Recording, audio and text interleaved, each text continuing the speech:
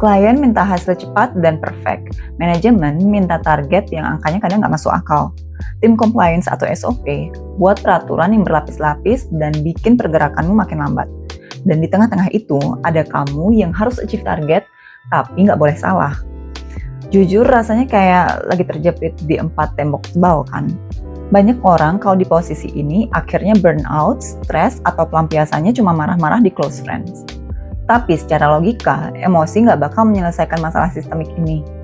Di video kali ini, aku bakal kasih tahu kerangka berpikir dan triknya bagaimana cara bermain cantik menghadapi tekanan sana-sini tanpa mengorbankan kesehatan mentalmu.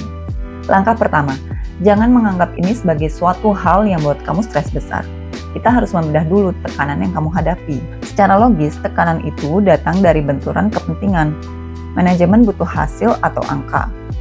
Klien butuh kepuasan atau kemudahan. SOP dibuat untuk mencegah resiko. Masalah muncul karena masing-masing pihak cuma peduli sama kepentingannya sendiri. Tugas kamu di sini bukan sebagai pahlawan yang menanggung semua beban itu di pundakmu, tapi menjadi pengatur lalu lintas yang mengelola ekspektasi mereka. Kita bedah taktik pertama, menghadapi manajemen dan targetnya.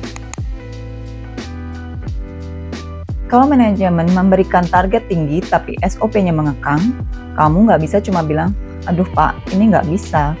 Manajemen benci kalimat itu. Gunakan taktik trade-off data. Datangi atasanmu dengan katakan, pak, untuk mencapai target X dengan SOP yang ada sekarang, kita butuh waktu sekitar 2 minggu atau 3 minggu.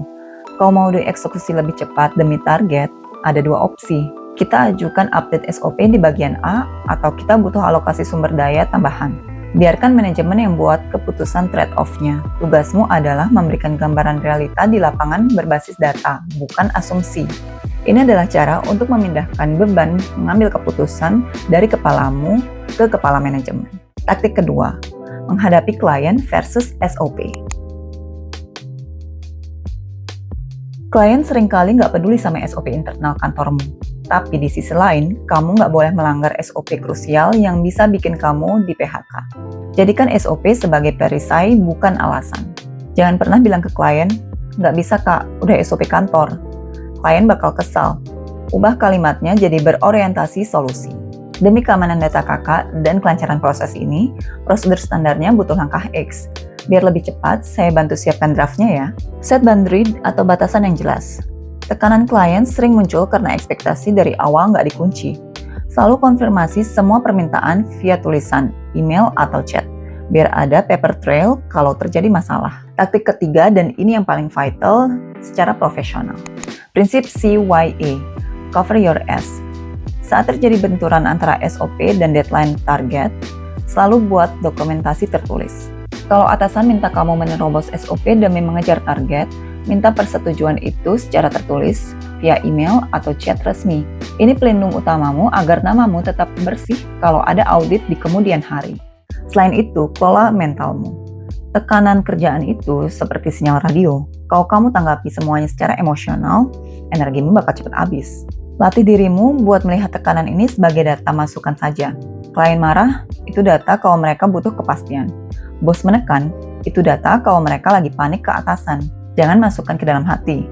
Kerjakan tugasmu seobjektif mungkin. Ingat, kamu dibayar perusahaan untuk menyelesaikan masalah dengan kapasitas profesionalmu, bukan untuk merusak kesehatan mentalmu demi urusan internal mereka. Hormati sistemnya, lindungi dirimu dengan data dan dokumentasi, dan selesaikan target secara logis. Di antara tekanan klien, manajemen, dan SOP, mana nih yang paling sering bikin kamu stres? Tulis di kolom komentar, kita bedah dan cari solusinya bareng. Aku Sania, sampai jumpa minggu depan.